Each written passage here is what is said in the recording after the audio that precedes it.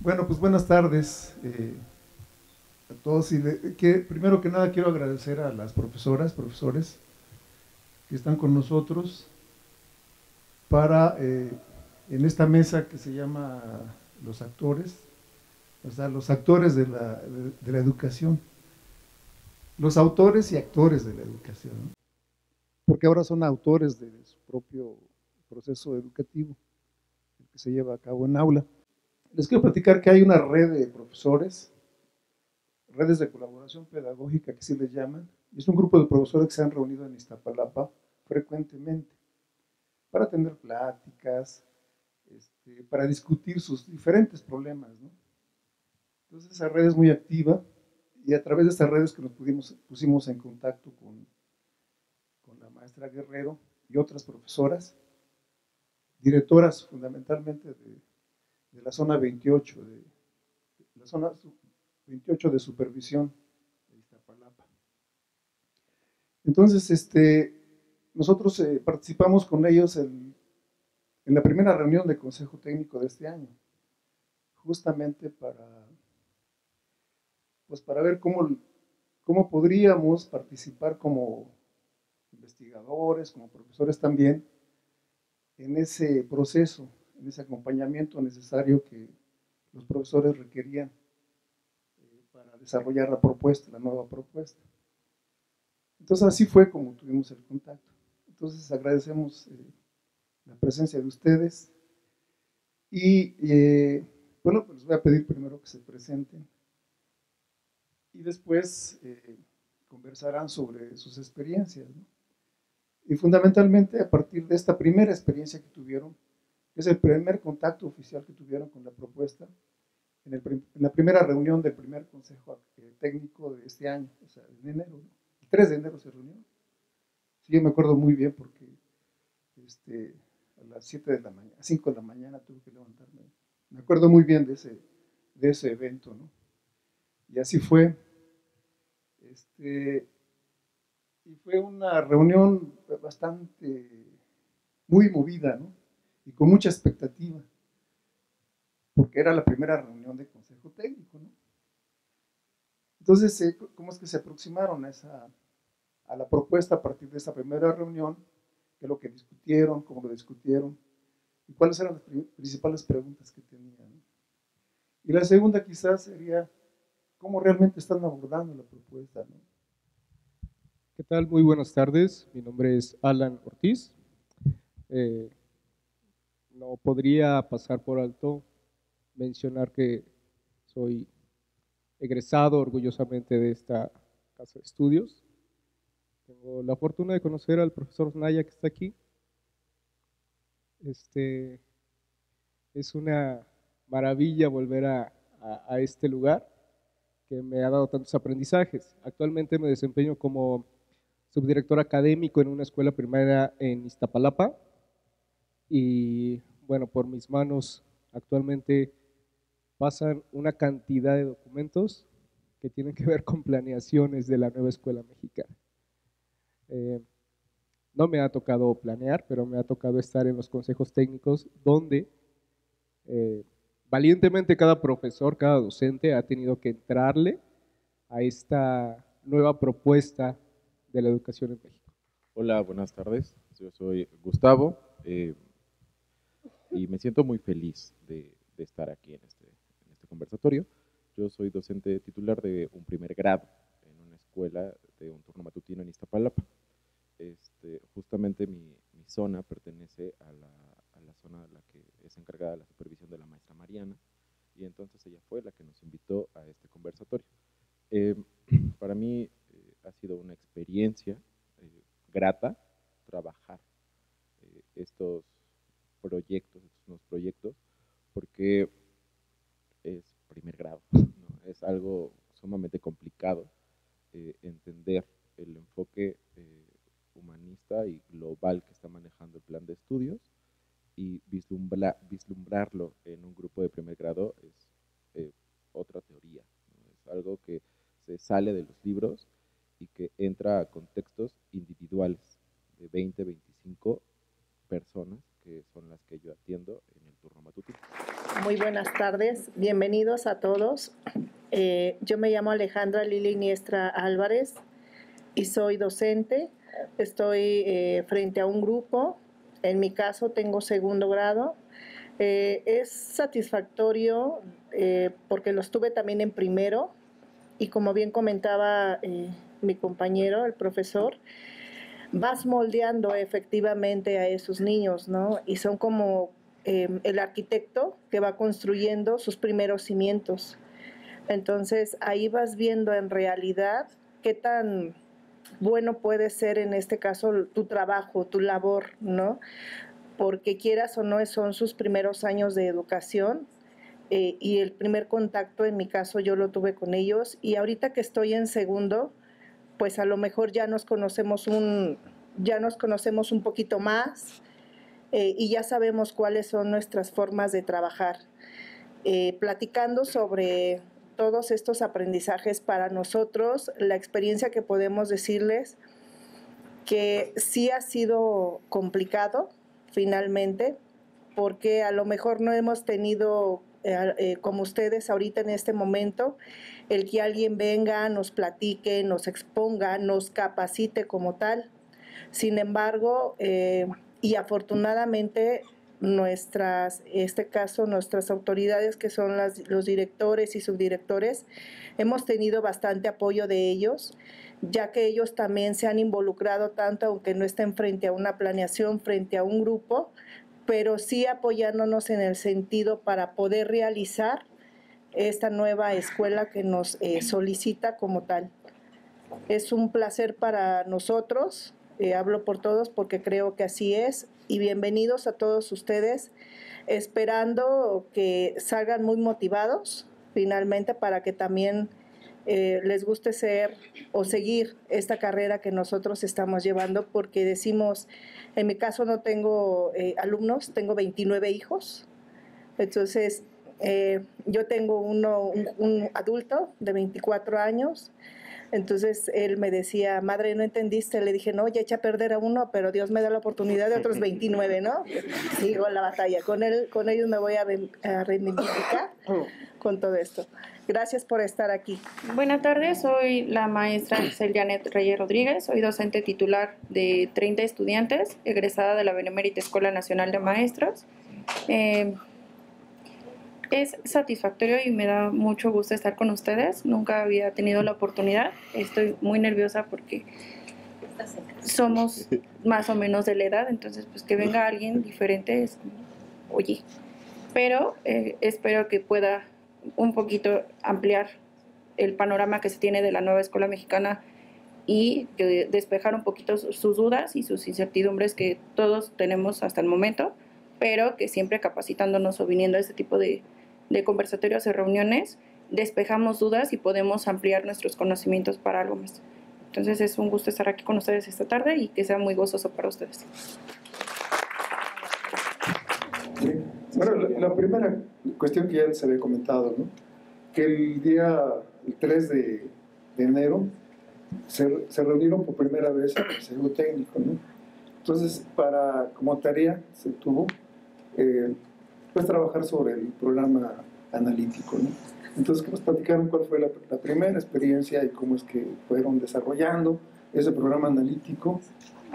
Bien, es importante situarnos en una primera instancia en el contexto.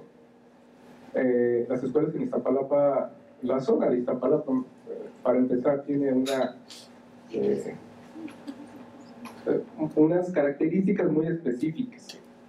Y los contextos, como es una demarcación muy amplia, son igual de diversos. Para realizar en una primera instancia, en un primer momento, un plan analítico, tuvimos que situarnos en la escuela, que está pegada a 3 escuelas más. Son 3 primarias juntas, pared con pared. Cada una, aunque parezca un poco controversial o no haya diferencia, las diferencias son realmente abismales entre una escuela y otra. Los contextos son completamente diferentes.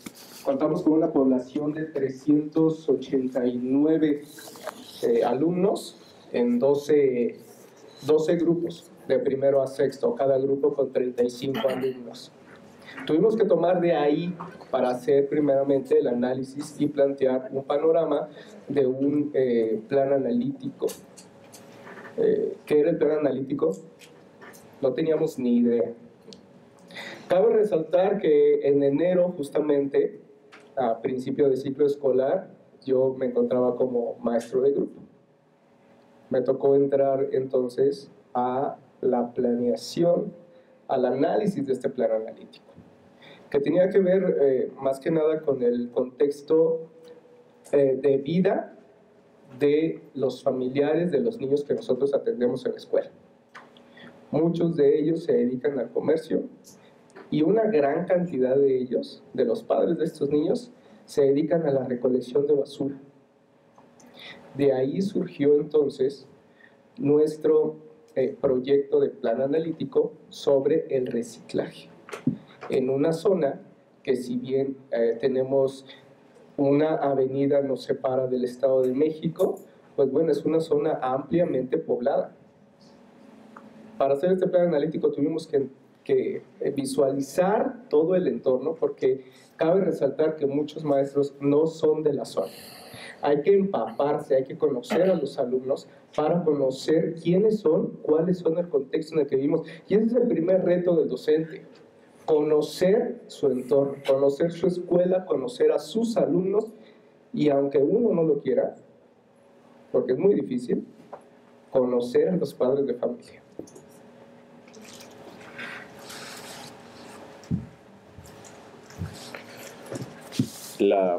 Las primeras juntas de consejo técnico de este inicio de año fueron muy controversiales, porque tuvimos que la zona 28 de Iztapalapa tuvo que viajar de un punto a otro para poder reunirse con más zonas. Y en estas zonas estábamos dentro de un auditorio donde se hicieron una serie de conferencias los primeros días. Conferencias con especialistas que nos hablaron justamente del desarrollo del niño. Y entonces entender o reempaparte del proceso de desarrollo psicológico de los menores es pues complicado, ¿no? Complicado por muchas situaciones, porque como docente crees entenderlo ya todo. Tu ego docente pues no te permite que alguien venga y te diga, oye, debemos de corregir esta parte para que tu práctica docente mejore. Y entonces eso fue un tema controversial, porque así como teníamos compañeros que estaban sentados poniendo atención al ponente, en otra parte estaban maestros, maestras que ya querían irse, ¿no? Que solamente llegan y cubren el turno. Entonces este plan nos hace reflexionar en la práctica, desde qué parte de tu vida la estás viendo. Si estás viendo la docencia como un trabajo o si estás viendo la docencia como una vocación, ¿no? Y entonces es un tema muy complicado, porque si tú estás viendo la docencia como una chamba, pues amigo, pues por ahí no va, ¿no? Porque la chamba termina a las 12:30 si tienes una jornada regular matutino, a las 6:30 si tienes una jornada regular vespertina. ¿Y qué haces en ese trance, ¿no? Del matutino y vespertino? Pues tienes que seguir investigando, tienes que seguir planeando, tienes que ir a sacar copias, tienes que revisar las adecuaciones curriculares que le tienes que hacer a tus estudiantes. Y entonces estas conferencias sirvieron para poder entender el proceso de desarrollo de los niños a través de una enseñanza situada, ¿no? Vivo la docencia en un contexto donde aún la demarcación se denomina como pueblo, y entonces es el pueblo de Santa Marta, Acatitla. Y mi contexto es muy complicado, porque el ausentismo escolar es lo que predomina en la escuela Dr. Manuel Gamio. Hay fiesta por todo, ¿no? O sea, por todo, por el santo, por el panteón, por los carnavales, hay muchas fiestas, muchas celebraciones. Y entonces los niños se tienen que ausentar por eso. Y ese fue nuestro principal foco rojo en la escuela, ¿no? Cómo corregir o cómo eliminar, si no al 100%, sí aminorar el ausentismo escolar. Porque la planeación nos queda bonita, ¿no? Es un sueño la planeación, pero de la planeación a involucrarte a un salón de clases es un mundo muy complicado. Entonces, trabajar el ausentismo escolar es un tema difícil, y en un contexto donde es Iztapalapa, pero Iztapalapa de un lado y Iztapalapa del otro lado, porque los papás que atiende la escuela Dr. Manuel Gamio, el apoyo es por parte de las mamás. Las mamás son las que nos apoyan en la escuela. Afortunadamente, los hombres son los que tienen que salir a trabajar, y la mayor parte de la población está a cargo de sus mamás. Entonces, pues también es trabajar el machismo en ese contexto, ¿no?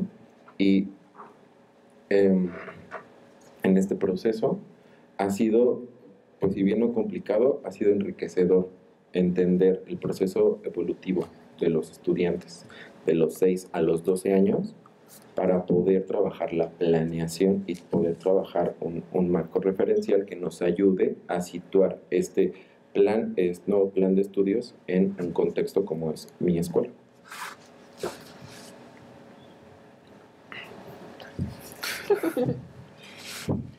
A diferencia de los otros dos profesores, nosotras trabajamos en Álvaro Obregón, que igual se delimita en el pueblo de San Bartolomé y Alco, que es de los últimos pueblos que también existen, entonces es un poquito diferente la visión que se tiene de la escuela, en donde el maestro todavía tiene más o menos la autoridad y puede guiar un poquito más a los papás, y más o menos pueden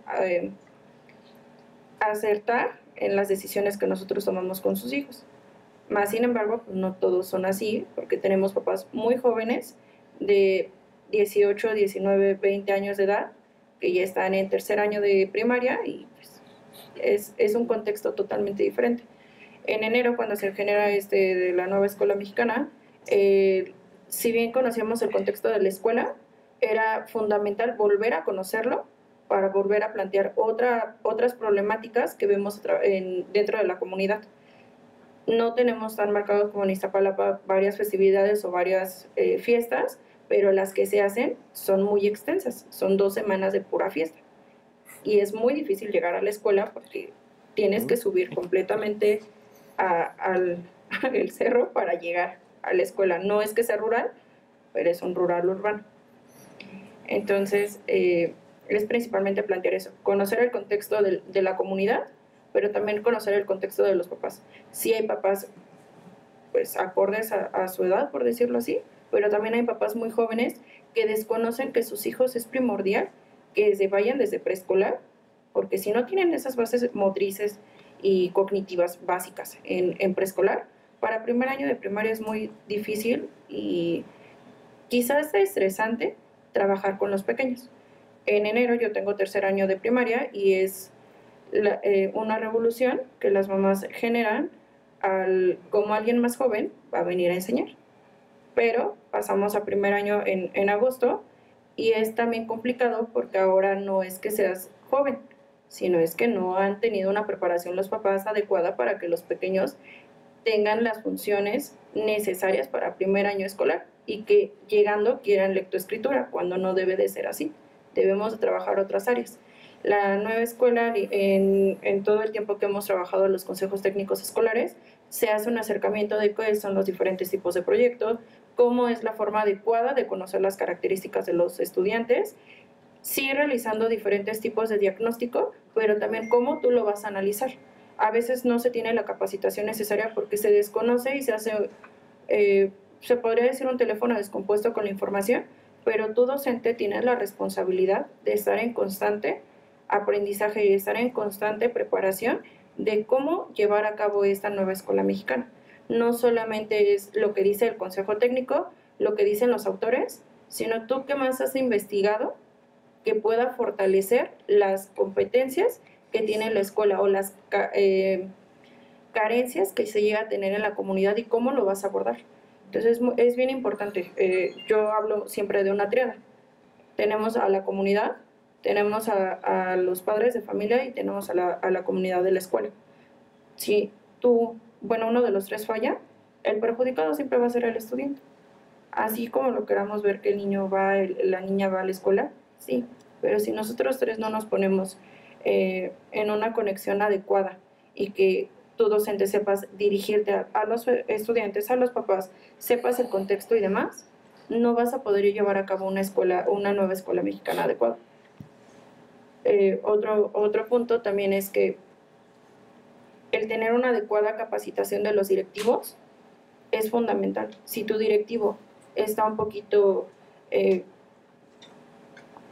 pues no norteado, pero que se le vayan unas cosillas o que se confunden algunas cositas, pues es diferente a si un maestro está en constante preparación, porque te vas a saber guiar de una manera adecuada y tú no vas a tener quizá dudas en ello. Y aunque tú investigues, pues no vas a tener tantas dudas porque va a haber una persona capacitada que te va a ayudar en ese camino. Es muy pesado tener tu horario de trabajo de 8 de la mañana a las 12:30, porque nunca dejas de trabajar, siempre estás en constante aprendizaje. Así tú revises trabajos de los niños, tú estés viendo un video o estés buscando material didáctico o lo que está ahorita muy famoso, TikTok, que nos da unas estrategias increíbles y es otra forma de acercarnos a ello. La nueva escuela mexicana es lo que nos ha permitido de alguna forma ampliar las estrategias para llevar a cabo proyectos. Algunos de los docentes no siempre han trabajado con proyectos, todo es sistemático.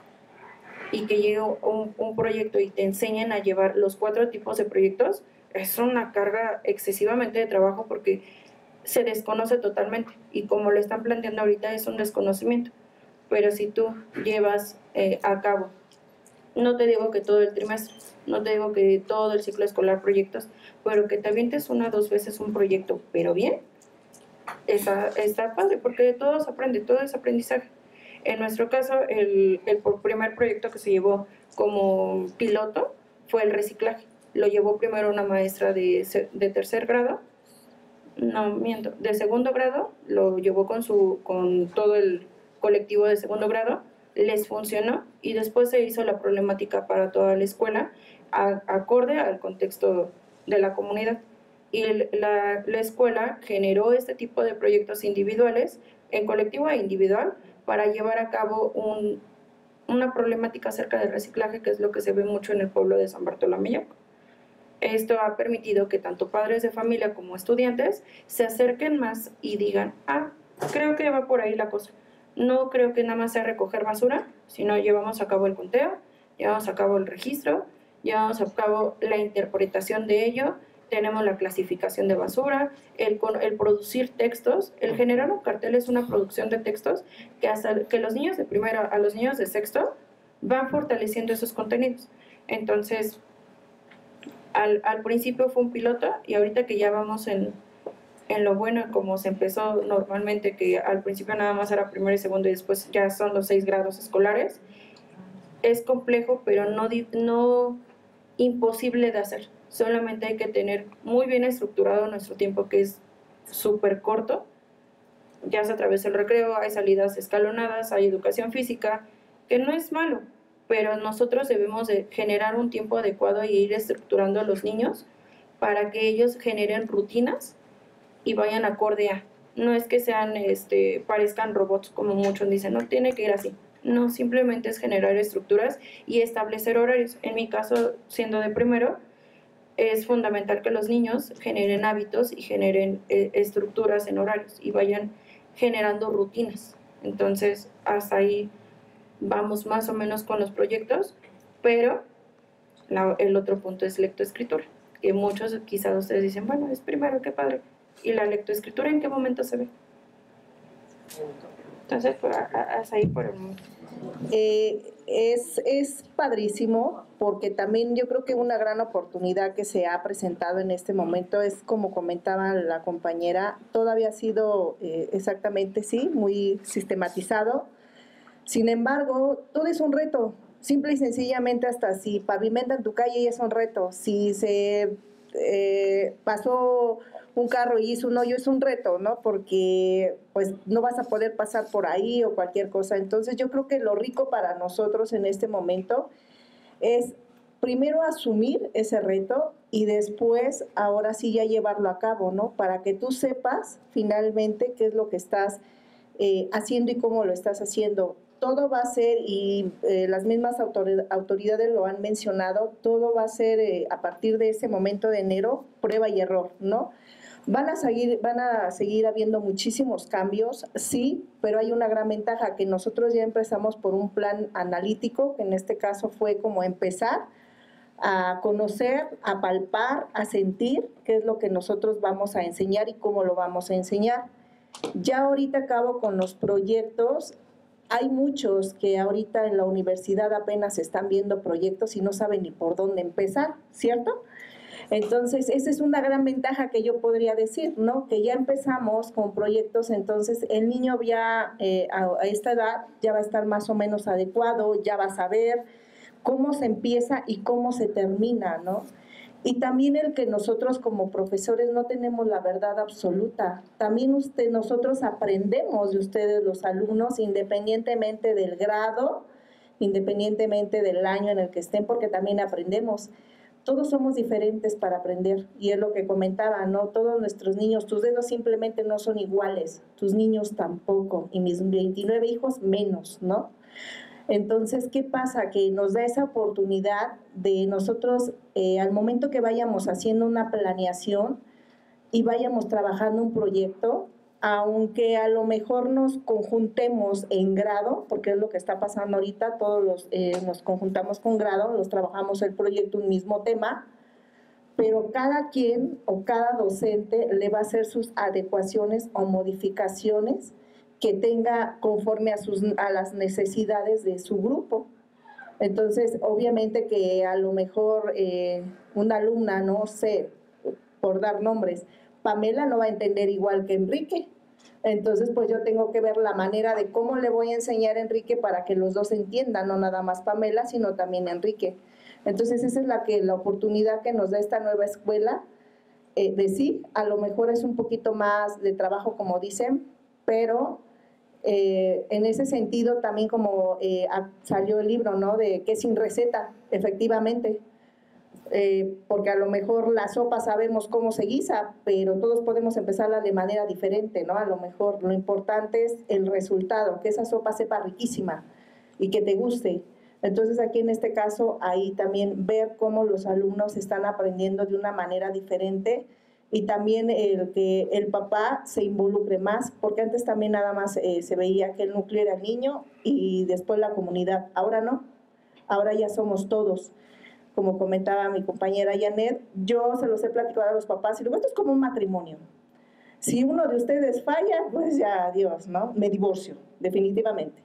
Entonces, así es, porque el afectado es el alumno. Entonces nosotros tenemos que hacer, a final de cuentas, cuando de verdad es pasión, haces todo. Nos ha pasado que a lo mejor son jornadas largas y tardías, sí, pero de verdad es tan satisfactorio cuando tú dices, ahí va mi chiquillo que ya sabe las sumas, que ya sabe las restas, que ya sabe leer, o que incluso te llegan a felicitar, ¿no? Por ese o por esos alumnos que realmente tú has trabajado con ellos, y también en conjunto con los papás, porque no hay que dejarlos fuera, ¿no? A veces, como ella comenta, a veces la edad que tienen los papás, pues también hay que educarlos, desafortunadamente, pero mientras ellos se dejen moldear, qué padre, ¿no? Qué padrísimo, porque entonces ahí está tu trabajo, ahí está tu esfuerzo, y entonces ya no tienes 29, ya multiplícalo por 2, pero aún así seguimos, ¿no? Y dices, esto es lo que yo veo que está dando esa oportunidad, como dicen, de investigar, de seguir averiguando, a veces también de seguirte capacitando tú misma, a ser más autónomo, ¿no? Estábamos muy habituados a que las cosas se tenían que hacer de cierta manera y ahora ya no. Entonces yo creo que también esa es, al principio se siente como una complicación, pero yo creo que ya después nos vamos a empezar a adaptar, a adecuar, hasta que no lo vuelvan a cambiar, ¿no? Porque así pasa. Cada plan que cambia, decimos, ya le agarramos, y viene el otro y dice, ¿cómo? O sea, si yo ya le había entendido ¿no? Pero esa es la parte y la evolución, porque también las generaciones están siendo totalmente diferentes. La demanda académica está siendo totalmente diferente. Entonces, pues esperemos que todos estos cambios que se están haciendo, pues vaya teniendo esa evolución. Y dentro de mi experiencia, pues hasta ahorita puedo decir que en mi caso yo no estuve en los meses de agosto, tuve una complicación, tuve que salir, en este caso no estaba dentro de la escuela, me perdí de muchos consejos técnicos y ahorita los estoy retomando y de verdad me he tenido que aplicar. ¿Por qué? Porque mi motivación son los niños y también mis compañeras, porque no puedo dejarles mi trabajo, ¿no? De decir, no te preocupes, maestra, pues yo te lo hago por ti, pues y cuando me toque, ¿yo qué voy a hacer? ¿No? Entonces, ellas, también ese compañerismo que se tiene entre docentes es padrísimo cuando hay esa complicidad y esa confianza de decir, no la entiendo aquí, porque es válido, ¿no? Y ahí te explican, no, mira, si hace así, perfecto, ¿no? Y ya por parte tuya, pues empiezas a capacitarte, como les había comentado anteriormente, para poder llevar a cabo estas planeaciones o estos nuevos aprendizajes que ahora se están presentando. Bueno, la siguiente cuestión es que, Itzel, cuando entramos, se me ocurrió hablar de nuevo paradigma, ¿no? Con la nueva escuela mexicana como un nuevo paradigma. Y me dicen, no, yo creo que es algo que ya veníamos haciendo, es algo que ya desde hace mucho tiempo efectivamente estábamos haciendo. Entonces, dice que no es un nuevo paradigma. Bueno, con eso, y yo concuerdo efectivamente, ¿no? Entonces me hace recordar un poco de la historia de la educación, sobre todo la educación rural, cómo empezó, ¿no? El profesor, cuando fundaba una escuela, tenía que hacer trabajo primero con la comunidad, es decir, cuáles eran las necesidades de la comunidad, cómo era la comunidad, tenía que hacer un diagnóstico. Incluso aprendió a hacer etnografías, o sea, registrar todo aquello que iba observando y que iba viendo, para después hacer proyecto de escuela, ¿no? Entonces, desde entonces, o sea, las misiones culturales eran proyectos integrales, ¿sí? Donde no había divorcio de la comunidad con la escuela. Pero ¿qué pasó en el trayecto de la historia de la educación? Se fue fragmentando la escuela de la comunidad y sobre todo el conocimiento. El conocimiento también se fue fragmentando, ¿no? Entonces, efectivamente, estoy de acuerdo con Itzel que no es un nuevo paradigma, ¿no? En los años 60 la escuela tenía que ser integral, una con la comunidad, decía, ¿no? Entonces, ahora que viene este nuevo proyecto de la nueva escuela mexicana, ¿cómo están abordando los contenidos? Es decir, cómo enseñar matemáticas, biología, historia al mismo tiempo, con un tema, con un proyecto, ¿no? Entonces esa sería un poco la pregunta. ¿Cómo lo están haciendo? ¿Quién contesta primero? Bueno, en este momento que tengo, no sé si la fortuna o la desfortuna de no hacer planeaciones, sino de revisarlas, me doy cuenta que es justamente no una carencia, sino es los maestros continúan, los maestros de la escuela donde laboro, tienen todavía esa resistencia justamente a pedir 5 cuadernos, uno de español, uno de matemáticas, uno de proyectos de aula, uno de proyectos comunitarios y uno de proyectos, no recuerdo ahorita el otro nombre. Escolares. Escolares, gracias. Y hay justamente esa resistencia, que aunada a la resistencia de muchos padres de familia, genera una pared, ¿sí? Y entonces, ¿cómo puedo integrar esos conocimientos duros como las matemáticas en un proyecto? Es en donde muchos maestros se han dado la tarea de reeducarse, de investigar, de sacar a la luz todo su potencial creativo, imaginativo, escolar, tomar sus cuadernos de la universidad, de la normal, para saber cómo integrar esos conocimientos en los proyectos. Porque aparentemente los proyectos no tienen estos elementos, ¿no? Presenta tu proyecto de las reglas, del reglamento escolar. Bueno, ya presenté el reglamento escolar. Ahora, ¿qué voy a hacer con él? ¿Y dónde vi matemáticas? ¿Cómo veo las matemáticas dentro del reglamento escolar? Números ordinarios. Números ordinarios. ¿Qué más? Encuestas, gráficas, ¿no? Fracciones.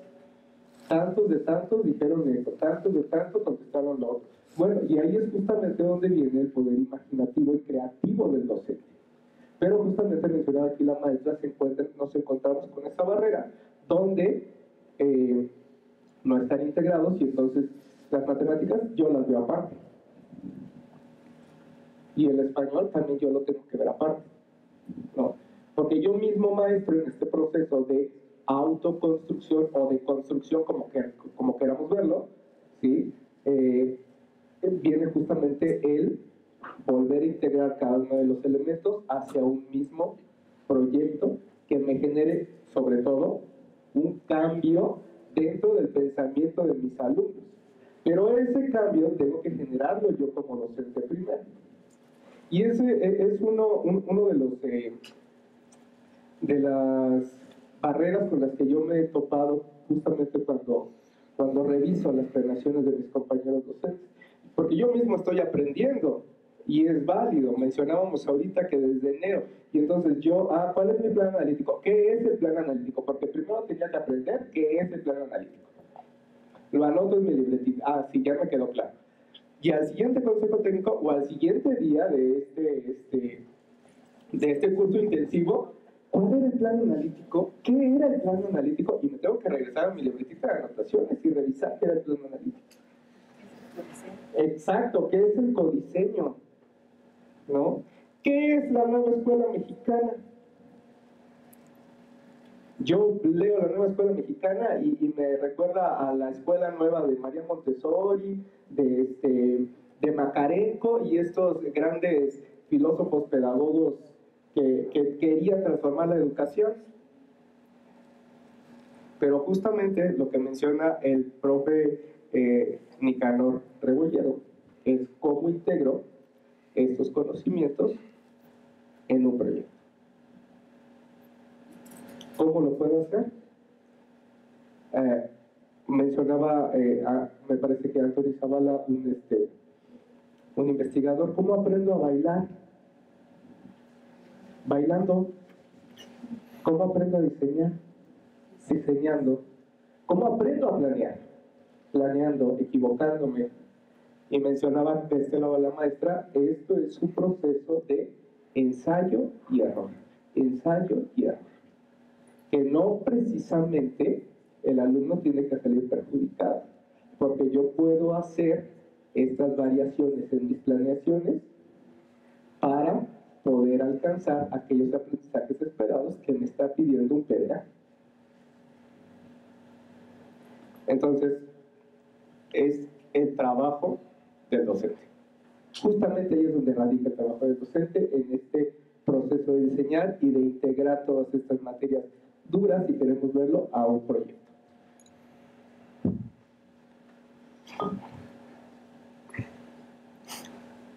Creo que lo fundamental es justo, antes que todo, tener una red de apoyo como docentes. Yo afortunadamente tengo una gran red de apoyo, ¿no?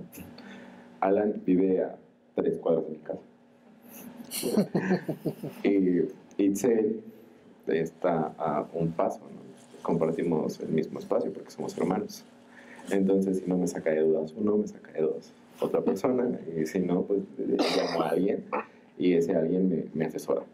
Pero regularmente siempre son ellos dos mi red de apoyo, ¿no? Entonces, como docentes, antes de buscar cualquier otra situación, tener una red de apoyo fija, ¿no? Que te ayuda a debatir, porque yo en algún momento, saliendo de una junta de consejo técnico, yo decía, a ver, estamos creando proyectos, ¿no? Pero con base en el interés de quién, de mi interés, y entonces no estoy tomando en cuenta a los estudiantes, ¿no? Y entonces, ¿dónde está la escuela activa de Freire? Y yo me daba de topes, ¿no? Mi sinapsis estaba al 100 y decía, ¿por qué? ¿Por qué no estoy tomando en cuenta el interés del educante? ¿Por qué tengo que enseñar o transmitir un aprendizaje a través de mi experiencia y no de la necesidad educativa de los estudiantes? Porque les cuento, ahorita ya tengo primero. Yo el ciclo pasado tuve cuarto, tuve tercero, estos niños ahorita están en cuarto, y yo sabía perfectamente sus necesidades de ese grupo. Yo entendía netamente qué querían saber, qué querían aprender, cuáles eran sus inquietudes. Y yo pude haber diseñado mis planeaciones transversales, jalando las inquietudes de los estudiantes. Hubiera sido quizá más fácil, pero con un grupo de primero, ¿cuáles son los intereses de un niño de primero? De un niño, no de su mamá, no de su papá, ¿no? Es complicado. Y entonces les cuento que este grupo de primero que tengo, en el diagnóstico, es otro mundo, ¿no? Porque tengo 3 que ya están en proceso de alfabetización, porque son hijos de docentes. Y los demás no tienen ubicación espacial por el ausentismo escolar del contexto donde yo trabajo. Entonces, ¿cómo le hago? No, porque tengo 3 que se aburren y otros 4 o 5 que no tienen ubicación espacial. Entonces, los hijos de los papás, los hijos de maestros me dicen, pues es que se está aburriendo, no se preocupe, mejor no lo mando mañana. Y yo, ay, qué pasa, qué bueno, enséñenle ustedes, ya sabe leer, me quedo con estos que sí necesitan, ¿no? Y llegan los otros y es que me aburrí en mi casa, porque pues me gusta estar en la escuela, me gusta venir y estar con mis compañeros. Y sí, el docente aún no entiende, que los papás docentes aún no entienden, pues que sí es necesaria la convivencia, ¿no? Entonces, primero hay que entender que se necesita convivir para sacar un proyecto. Y después, entender que necesitamos los aprendizajes fundamentales. ¿Cuáles son los aprendizajes fundamentales? En primero. Entonces, más allá de la lectoescritura, más allá de la ubicación espacial, ¿qué otras cosas quieren los papás que los niños aprendan? ¿No? Yo les preguntaba a los papás en la primera junta, por favor, escríbanme en la parte de atrás cuáles son sus intereses de este ciclo, cuál es su visión, qué es lo que esperan que yo como docente haga con sus hijos. Y la mayoría era que lea, que escriba, que sume y que reste. Y yo dije, ay, qué padre. Entonces, la cardinalidad pues ya salió del camino, la secuencia histórica, ¿no? Ya, Dios, elementos de primero y segundo orden, ¿no? Antes y después. Entonces, trabajar todo este proceso pues viene de unos aprendizajes fundamentales que evidentemente tienen que salir de mi interés. Entonces, yo decía, bueno, ¿qué les enseño primero? Enseño primero los días de la semana, enseño primero cardinalidad, o enseño primero las sílabas, o enseño primero las vocales, o enseño por método globalizado. Y yo estaba en un mundo de ideas, ¿no? Y yo no sabía, o sigo quizá, ahí debatiendo, ¿no? Porque es parte del proceso, porque aparte Alan me escucha la mayor parte del día. Y le tengo que, oye, necesito quien me escuche, ¿no? Entonces, a la primera persona que se me ocurre es marcarle a Alan. Bueno, en este proceso, obtener los aprendizajes fundamentales para la vida es esencial, ¿no? Más allá de que el niño sepa leer y escribir, sumar y restar, necesita saber un periodo histórico, ¿no? Necesita saber que existe el amanecer, el mediodía, la tarde, la noche. Necesita saber que hay un antes y un después. Necesita saber que es ancho, que es largo, que es corto, que es mediano. Y va más allá de la expectativa de los papás. Entonces, este nuevo plan rompe totalmente con la expectativa de los papás, porque lo decía hace un momento la maestra Alejandra, ¿no? Los papás quieren revisar los cuadernos y que en el cuaderno aparezca que se trabajó. Y si tú no trabajaste nada, ponte perdido. Entonces, yo los primeros 15 días del diagnóstico, pues me lo pasaba jugando en el patio con gises, brincando, saltando, y entonces yo llegaba y presumía en el comedor. Yo estuve haciendo líneas en el patio, ¿no? Y llegaba llegaba otra compañera a las 4 o 5 de la tarde y me decía, ¿y por qué no estás escribiendo? ¿Por qué tus alumnos no están haciendo tal y cual cosa? Y entonces yo le decía, mira, es que antes de esto, y eran debates de 3, 4 horas, ¿no? Donde ya después de las 2 horas y media ya se volvió una pelea, ¿no? Una gran discusión entre hermanos, ¿no? Porque debes de trabajar, ¿no? Y debes de trabajar tus proyectos, y mira que, y sí, pero es que yo aprendí en mis juntas de consejo técnico que antes está el desarrollo del estudiante, antes de poder adentrarme a, pues tengo que poner a que el niño se manipule, que el niño se arrastre, que el niño gatee, trabajar los hemisferios para entonces sí ya entrarle a la lectoescritura, entrarle al nombre propio, entrarle a la cardinalidad, entrarle.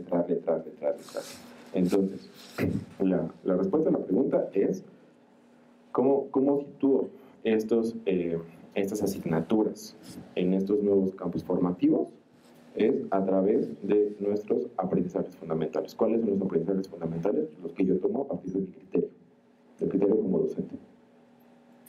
¿A partir de qué? Bueno, de las necesidades del grupo, ¿no? Y es muy controversial, porque en algún documento aparece la lista de útiles de este ciclo escolar, ¿no? Y las noticias lo bombardearon. Tienen que tener tal y cual cuaderno. Y entonces como colegiado, como escuela, pues fue complicado porque decíamos, un cuaderno para todas las asignaturas estaría bien. Pero al final los papás decían, sí, pero es que está pidiendo 5 cuadernos, ¿no? Y llegaban los mensajes de WhatsApp.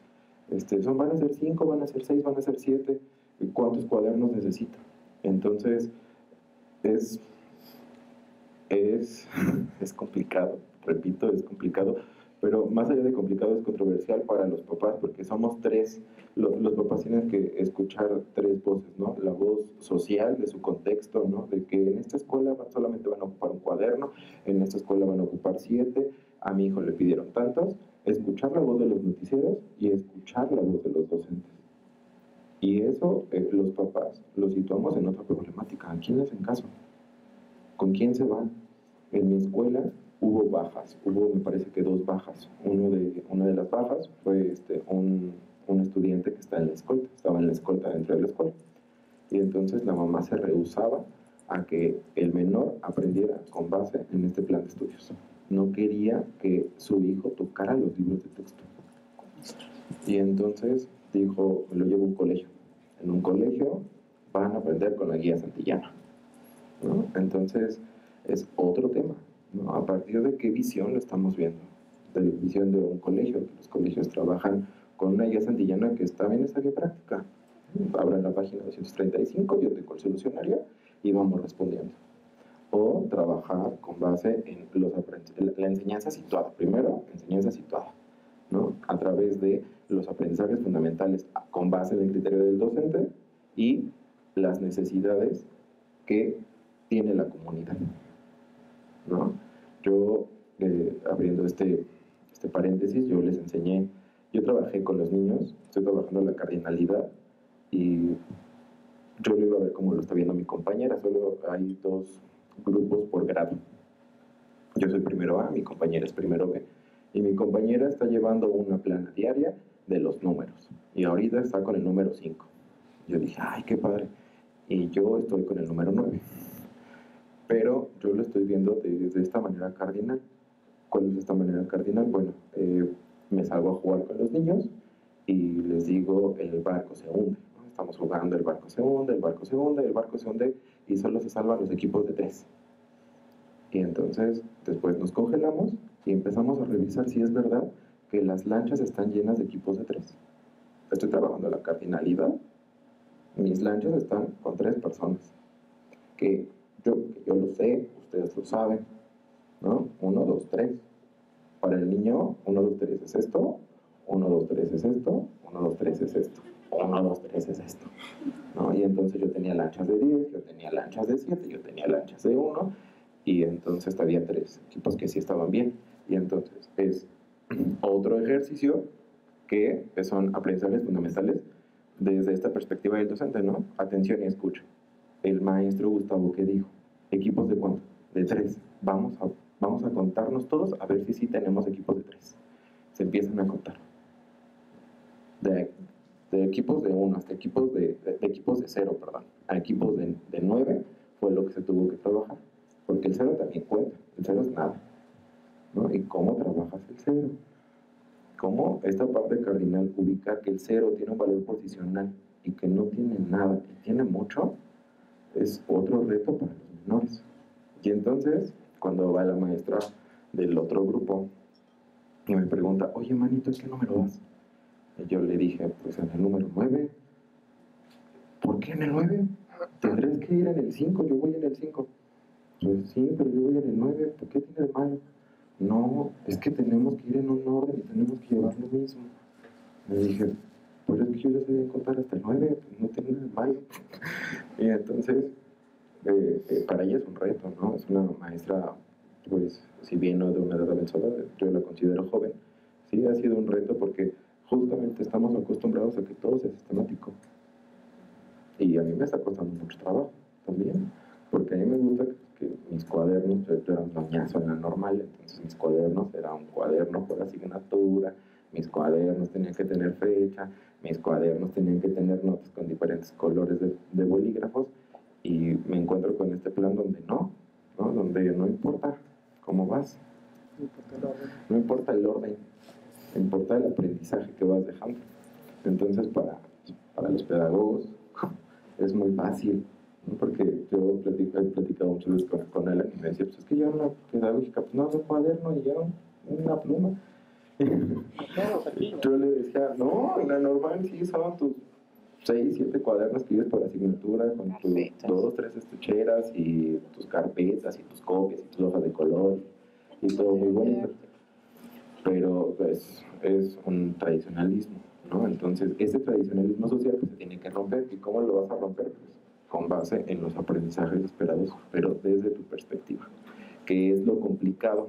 Para los papás pues no les importa que los niños sepan que hoy es martes, que ayer fue lunes y que mañana es miércoles, un antes, un después, y no saben lo fundamental que es que mañana sea miércoles, que ayer haya sido lunes y que hoy sea martes para los niños, porque a partir de los días de la semana, a partir de la noción del tiempo, empezamos con la noción del tiempo histórico, ¿no? Entonces, ¿por qué es fundamental esto para mí? Bueno, pues porque ya el día de mañana que les pongan a hacer líneas del tiempo cuando estén en cuarto, pues ya el niño se va a saber ubicar en un tiempo. Entonces, sin duda es con base en nuestros aprendizajes fundamentales desde la perspectiva docente y desde la contextualización de la escuela. Retomando tantito lo que mencionaba el profesor, en este caso, bueno, pues nosotros ahorita, anteriormente se trabajaba efectivamente por asignaturas. El día de hoy con este nuevo plan ya se le llaman campos formativos, y estos campos formativos son 4, que son lenguajes, que vendría siendo español, saberes y pensamiento científico, que vendría siendo matemáticas, para algunos a lo mejor ciencias, ética, naturaleza y sociedades, y el último, del humano a lo comunitario. Y esto se maneja por unos ejes articuladores, donde aquí tiene que ver la inclusión, pensamiento crítico, interculturalidad crítica, igualdad de género, vida saludable, apropiación de la cultura a través de la lectura y la escritura, artes y experiencias estéticas. Si se dan cuenta, en este caso ya no están separadas, ya viene junto. Yo me supongo que a lo mejor lo que es trabajar en proyectos es para poder globalizar efectivamente todo. En mi caso les puedo mencionar que ahorita voy por mi tercer proyecto, están durando 2 semanas. ¿Por qué? Porque sí se presta el tiempo, y aparte porque cuando es un proyecto muy largo se hace hasta aburrido. Ahorita estamos trabajando el proyecto de convivencia armónica. Entonces, eso tiene que ver, trabajamos el de familias, ¿no? Que también tiene que ver con comunidad, con escolaridad y con aula. Y aquí después trabajamos otro proyecto, y ahorita estamos con convivencia armónica. Es decir, también cómo los alumnos aprenden a integrarse con esa armonía que tiene que haber. Esto obviamente para romper efectivamente que los bullying, que no sean los alumnos a lo mejor que tengan algunas problemáticas entre ellos, ¿no? Que ya no se llevan bien, que él me cae mal, que me ve feo, situaciones de esas. Entonces, con estos proyectos nos ayudan efectivamente a poder trabajar un tema, pero también a integrar los libros que tenemos ahorita, por ejemplo, viene precisamente por proyectos y se llama Proyecto del Aula, que se trabaja dentro del salón, Proyecto de la Comunidad, que en este caso se puede trabajar efectivamente con la comunidad, y el proyecto escolar. Obviamente, como habíamos comentado, todo ha sido como a prueba, porque si trabajáramos los 3 proyectos sería complicado, no nos marcarían los tiempos. Entonces, ¿cómo saber qué tema? Como comentaban los profesores, efectivamente, de acuerdo a las necesidades de tu grupo, o que tú estás viendo que le está haciendo falta a ese grupo. Si a lo mejor yo tengo un grupo demasiado desordenado, un poco rebelde, pues entonces trabajar un proyecto donde exista ¿no? esa convivencia armónica, para que a ellos les quede como mejor entendido el tema y no nada más se trabaje en un día o 2 días, sino tienes efectivamente tú 2 semanas para hacer ciertas dinámicas, ciertos trabajos donde vas a obtener un producto final. Y tu producto final sería el que ellos realmente entiendan que es una convivencia armónica, ¿no? Porque también, como les había comentado, los niños también a veces educan a los papás, ¿no? Y es válido cuando, no mamá, acuérdate que estamos en convivencia armónica, ¿no? Entonces también los niños, no papá, no pelees, acuérdate que debe de haber convivencia. Entonces también es esa parte, ¿no? Es la importancia en este caso de los proyectos, y es así como se está trabajando ahorita. Un proyecto puede tener una duración de 2 semanas hasta 4 semanas, pero les repito, dependiendo del tema, aquí lo elige, es una ventaja para el profesor, que él elige su tema y entonces ya lo empieza a planear. ¿Y cómo agrega las demás? Pues obviamente se sigue trabajando, a lo mejor en mi caso segundo, dictados, ¿no? Para la escritura. Dictados, tenemos un cuadernillo que se llama Ortografía Divertida, donde pues ahí estás trabajando con ellos la ortografía, ¿no? Como tal. Matemáticas, que lo cambiamos por lenguaje y pensamientos, aunque sí efectivamente viene poco, pero sí se trabaja, pues tú sigues trabajando a lo mejor tus operaciones básicas, ¿no? Donde no lo dejamos de lado. Seguimos trabajando con algunas actividades que se venían trabajando anteriormente, pero ahora ya nada más integrándolos a nuestro proyecto. Se le da un poquito más de peso al proyecto, pero al final de cuentas, como comentaba el profesor, estás viendo ahí tablas, estás viendo una numeración, estás viendo una investigación, estás escribiendo, estás leyendo, ¿no? Entonces seguimos trabajando con todas esas enseñanzas y aprendizajes para lograr los objetivos que nosotros queremos con los alumnos. En mi caso, yo me planteé con los alumnos es que ellos sepan bien operaciones básicas, obviamente que vayan entendiendo los temas, pero operaciones básicas y que sepan leer exactamente bien, o por lo menos la mayoría, y que de esa lectura tengan una comprensión mínimo del 60% para 3er grado, ¿no? Entonces, en base a eso, tú ya vas viendo qué actividades vas proponiendo con cada una de tus planeaciones para que puedas lograr ese objetivo y esa meta. Gracias. Es un poco extenso porque sí tenemos que tener el plan analítico, pero también tenemos que tener el plan sintético. ¿Qué es lo que yo voy en nuestro caso en la escuela la directora fue muy prudente en realizarlo, en ir segregando los contenidos o los procesos de desarrollo de aprendizaje por trimestre? Se tiene que entregar una boleta, y vemos la boleta cómo tiene que ser y cómo tiene que ser la evaluación, y se tiene que entregar algo. Tiene que entregar una calificación, un resultado, porque es lo que piden los papás. Pero nosotros tenemos que basarnos en nuestro diagnóstico.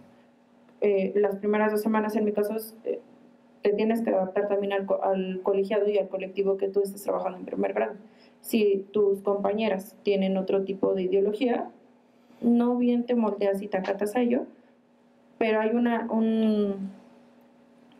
conexión y una manera de sobrellevar la situación e ir mejorando cada uno de los proyectos o métodos que quieran impartir para primer grado. Entonces, lo primordial es tener nuestro plan analítico. Después tengo mi plan sintético. Lo favorable de la nueva escuela mexicana es que tú, docente, tienes la total autoridad y tienes el control de decir qué quiero enseñarle a mi estudiante ahorita y qué voy a enseñarle después. Si yo ahorita quiero enseñarles normas de convivencia y que él entienda todo lo relacionado a sí mismo, tú lo vas a poder llevar a cabo, que es en el caso en el que yo estoy trabajando.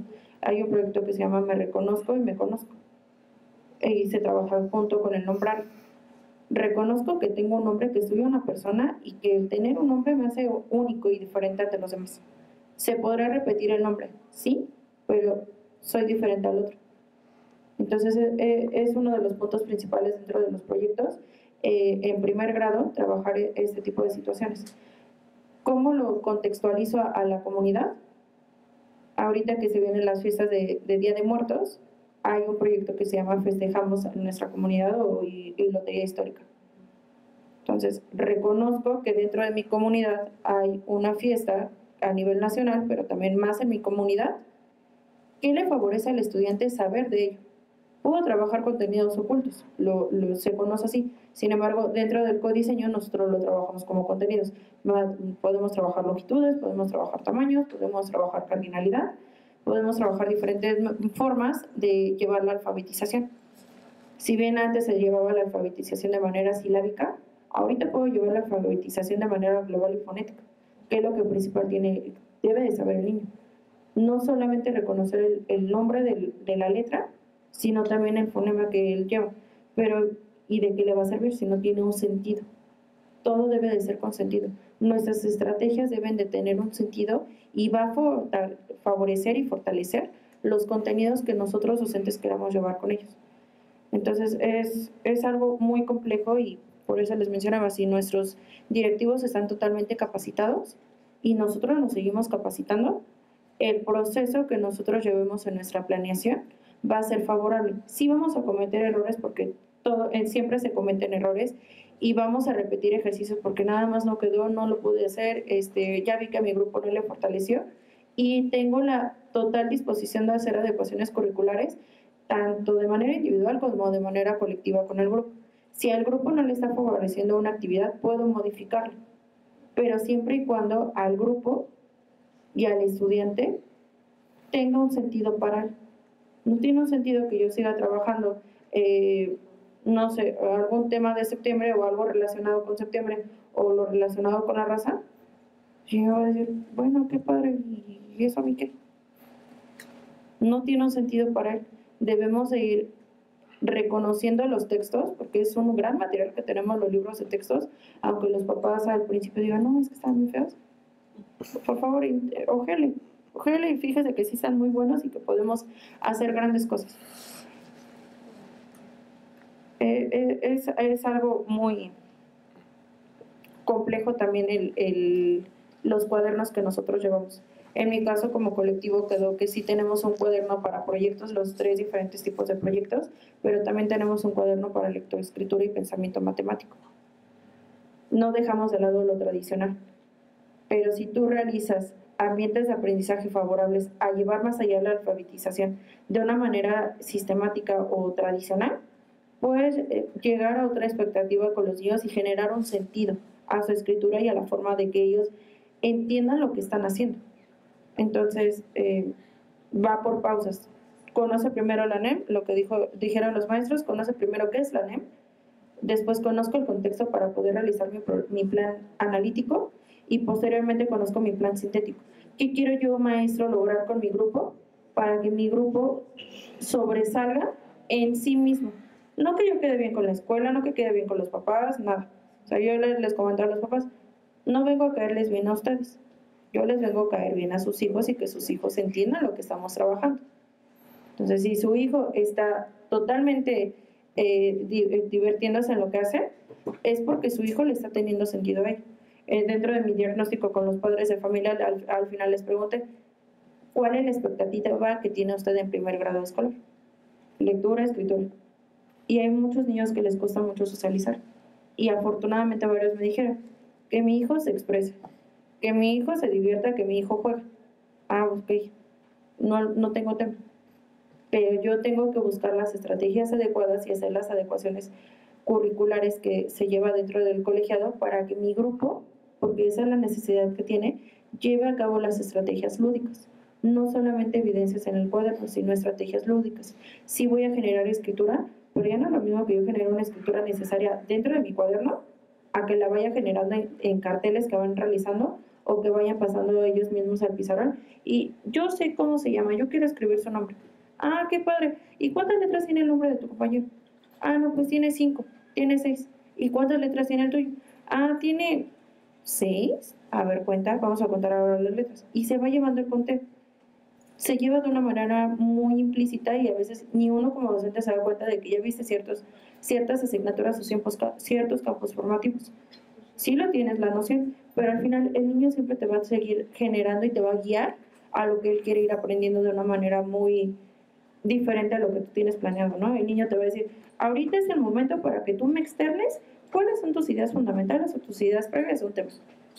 Sí te lo va a externar el niño, pero ya cuando lo estamos realizando, maestra, yo me acuerdo que ayer que regresé a mi casa, vi 4 mariposas. Está generando ideas previas, pero no necesariamente respetando los momentos que tenemos, ¿no? Inicio, desarrollo y cierre. Inicio, desarrollo y cierre. Todo es un proceso y todo se va aprendiendo. En mi caso tengo niños con alfabetización, tengo 4 y no es porque los papás sean necesariamente docentes, son licenciados y a veces no tienen tiempo y ellos me lo externan, no tengo tiempo, yo por eso a mi hijo, ya, que aprenda.